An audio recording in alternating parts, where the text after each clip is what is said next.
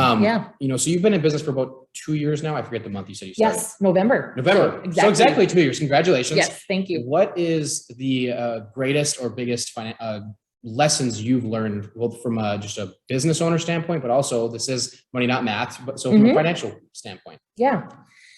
I would say when I really sat down with my husband and had this conversation about starting a side business, it was very serious to us because the time that I have with my family, I've said this several times, is very important to me.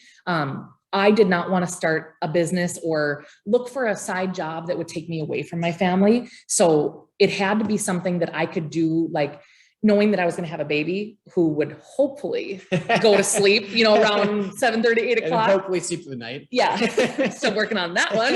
But it had to be something that I could do after that, and actually my husband works the early shift at DigiKey. And so he goes to bed around the same time as my son Miller. And so, that was the key to this, is like, okay, if they're in bed by 8 o'clock, I've got a couple hours in the evenings where instead of wasting my time, channel surfing or whatever, I can actually put some productivity, toward my business and actually be making some money. So it had to be something that my time was really structured. And then it had to be something that had really low overhead costs.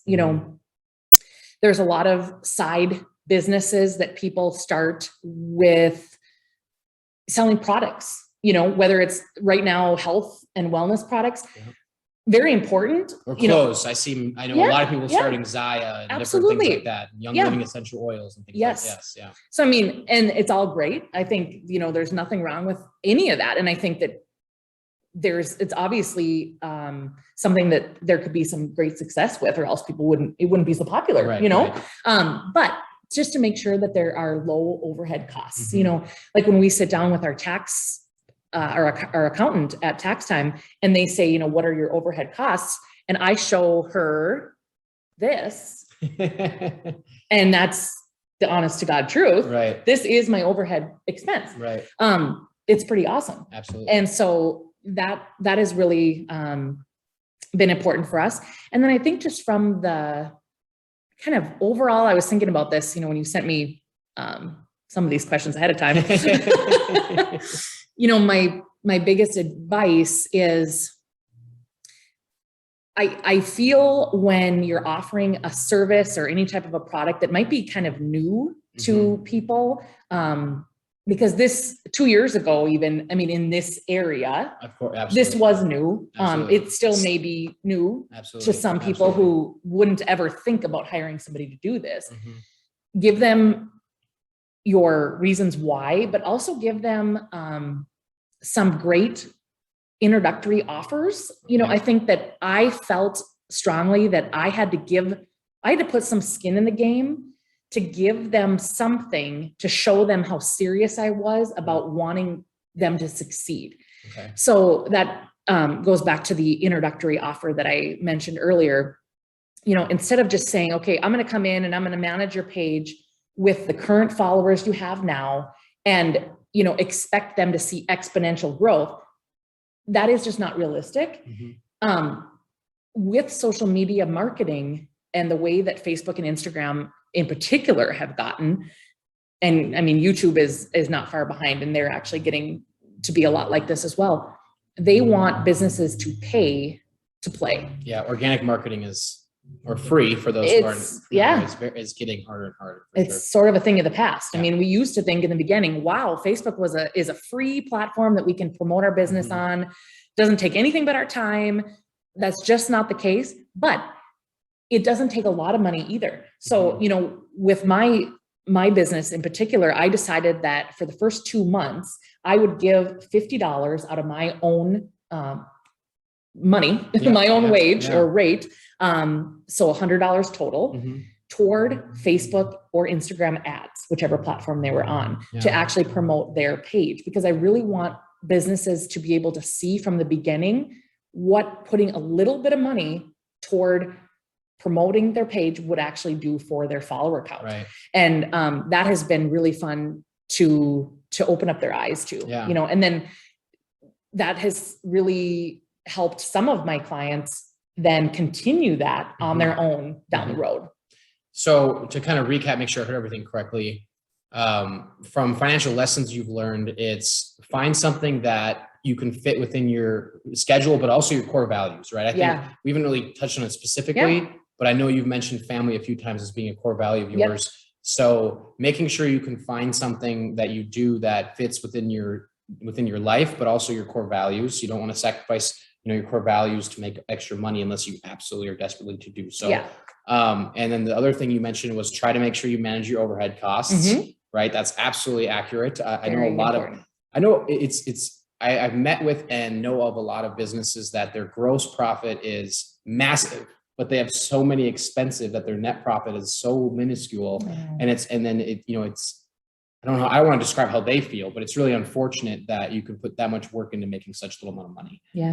And then those are the two lessons I think you said, right? That you've learned primarily? Or was there another one that you mentioned? I'd say those are the two main lessons. And then, giving the financial part of it. The advice part. Was sort of giving an offer, putting some of your own skin in the game, showing them the success that they could have with a little bit of their own budget, that it's not all going to be like hiring me for social media management of your page isn't going to be the only way to skyrocket your followers and to get more people to like your page. What it's going to do is it's going to keep your followers consistently seeing your posts and keep your followers as loyal supporters of your brand or your business. But it won't necessarily encourage or get new followers without some budget toward it. And that's just the way of Facebook or social media marketing now these days. I love that because I feel like sometimes from my observation, businesses and business owners are so focused on squeezing as much blood out of the rock as they can, each individual rock, that they actually miss out on opportunity by just serving as many people as or like not as many, but more people. They try to get as much money out of each person. And you're doing the opposite by saying, look, I'm willing to put my own skin in the game to show you it works. And if you decide to continue to work with me, great.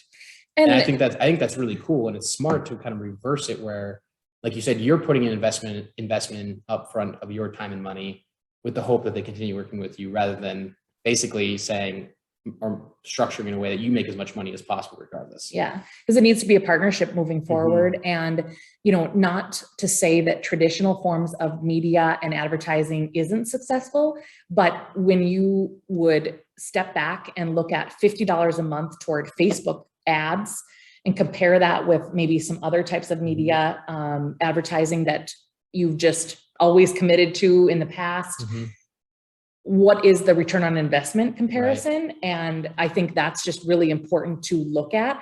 And, not to say that you're not reaching the same amount of people, because you truly could be with traditional forms of media, but Facebook is showing you it's tangible. You are literally seeing those analytics in the back end on the reporting. And I show you all that as well. So at the end of the 2 months, I print out all the reports. We go over them very much in depth. So you can actually see how your page has grown throughout the end of that period. And you didn't say it directly as a lesson, but I feel like I've heard it enough times and I agree with it that I'm gonna throw out the word consistency. I know you mentioned it earlier. You just said it a few times there. How important is the consistency of posting compared to, let's say, hitting it hard for a week, taking 3 months off, hitting it hard for a week, taking 3 months off? Can you speak to that a little bit? The consistency is key on social media. I mean, like I mentioned at that lunch and learn that I spoke at a couple of weeks ago or month, whatever. What is time? I have no idea, honestly. I know it was a lot warmer. It was warmer that day.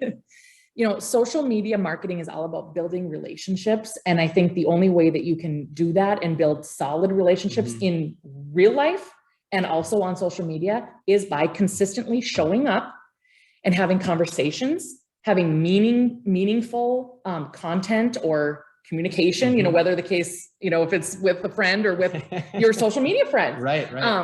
And so your followers, just think of it this way. I mean, the followers or the people who like your page, they are looking for your posts. They are waiting for them. if they don't see your posts, they think, did they close? What is going on? You know, there's something about, you know, having that show up, even if they're not hitting the like button or they're not commenting or sharing, they're seeing that. Right. And the consistency of that gets your brand or your product right. embedded into their mind. Yep. And it may make them actually think of you first when they need a pair of shoes, right. or, you know, some financial planning help. Right. Absolutely.